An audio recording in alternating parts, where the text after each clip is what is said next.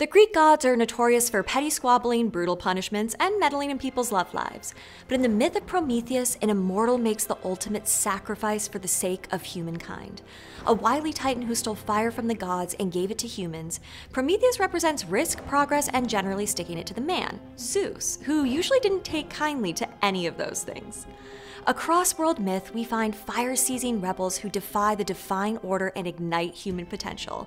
Some are punished, while some are praised. But what's so shocking about stealing a little spark? Prometheus is often portrayed as a trickster, but is that a fair depiction? I think, and I'll die on this cliff, when you look closer, Prometheus is a more complex character than you might expect.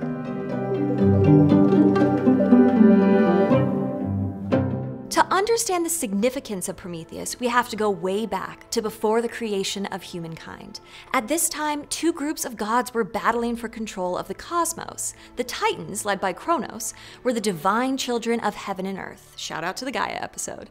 The Olympians, led by Zeus, were a younger generation of gods hungry for power. These two mighty groups seemed equally matched, but the Titan Prometheus, whose name means foresight, saw that the Olympians would eventually triumph. He persuaded his brother Epimetheus to switch sides with him just in time. Sure enough, Zeus defeated the Titans, casting them into eternal hell. As a token of his thanks, Zeus gave the brothers an important task, creating life on Earth. Epimetheus formed the animals, while Prometheus shaped the first humans from mud. He made them in the image of the gods, but their bodies were merely mortal. Zeus saw these new-formed humans as puny, only good for worshipping gods from afar. But Prometheus recognizes the dignity in his fragile creations, and he wanted to give them an advantage. When Zeus decreed that humans should sacrifice half an animal to the gods, Prometheus killed an animal and presented it in two parts. Zeus chose the meatier part, leaving the skin and bones for mortals. But when he examined the meat, he saw that Prometheus had hidden the succulent flesh under the less attractive parts, leaving only gristle for the gods. Furious, Zeus withheld fire from the earth, leaving the first humans hungry and cold. But this only made Prometheus more inclined to help us. Scaling Mount Olympus, he lit a torch from the sun god Apollo's chariot, hid it in a hollow fennel stalk, and smuggled it back down to earth. With fire, Prometheus bestowed a powerful tool. Now humans could nourish and care for themselves. But it also meant they could forge weapons and wage war. They learned new skills, lived longer, and traveled to faraway lands, ultimately ruling above all other living things. Some on Olympus saw Prometheus as a triumphant trailblazer who gave mortals the ability to progress. Others viewed him as a shadowy figure who unlocked humans' appetite for greed and conflict. And others denounced him as a supreme troublemaker who needed to be taken down. You can probably guess what camp Zeus was in. As punishment, Zeus bound Prometheus to a remote cliff. Every day, vultures swooped down on him and tore out his liver. And every night, his liver grew back, ready to be devoured again. In some versions, Prometheus is trapped for eternity. In others, Zeus eventually allows Heracles to free him, but only because he needs Prometheus's help. Despite his grisly punishment, we rarely see Prometheus expressing remorse. In Hesiod's Theogony, he's a gleeful trickster who happily flouts Zeus's authority. In a series of dramas usually ascribed to Aeschylus, he's a more cerebral figure who waxes philosophical about the boundary between heaven and earth. And in the poetry of Ovid, he's a visionary. According to Ovid, Prometheus shaped humans with upturned faces so they could look towards the skies and upright, raise their face to the stars. Here, it's Prometheus that gives humanity our thirst for knowledge and the ability to advance civilization. These myths imagine the transformation of fire from a divine or mysterious entity into something that can be hoarded, stolen, and shared. But fire is never an ordinary resource. Rather, it gives humans the power to light their own way. Fire thieves are dangerous figures because they suggest that divine authority is not absolute. It can be tricked, twisted, and in some cases, seized for ourselves. For transgressing the boundary between heaven and earth, several Promethean figures suffer grisly fates. Dating to the Bronze Age, a Georgian myth tells of the hero Amirani, known for outsmarting dragons and battling giants. His downfall comes when he tells humans the secrets of metalwork, which had previously been reserved for the gods.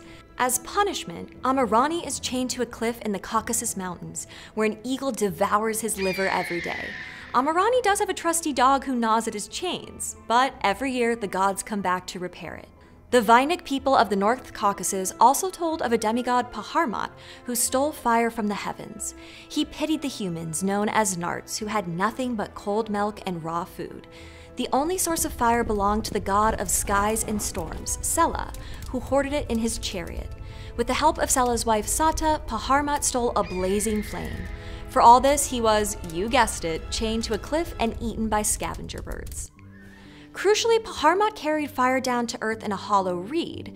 Eventually, the fire burned through its container and made tiny holes, creating the first reed pipe. Thus, he brings not only fire, but music to humanity.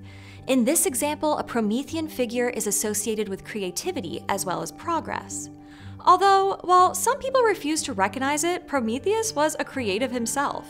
Potter, activist, artist, prankster, whatever you want to call him, it's hard to ignore his agency, and that agency inspires humanity.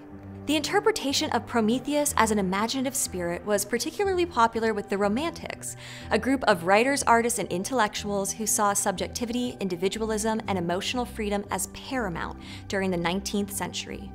Mary Shelley's husband Percy wrote the romantic drama Prometheus Unbound, in which the Titan is a hero who spreads a message of love and empowerment. His friend, the poet Lord Byron, also stanned Prometheus.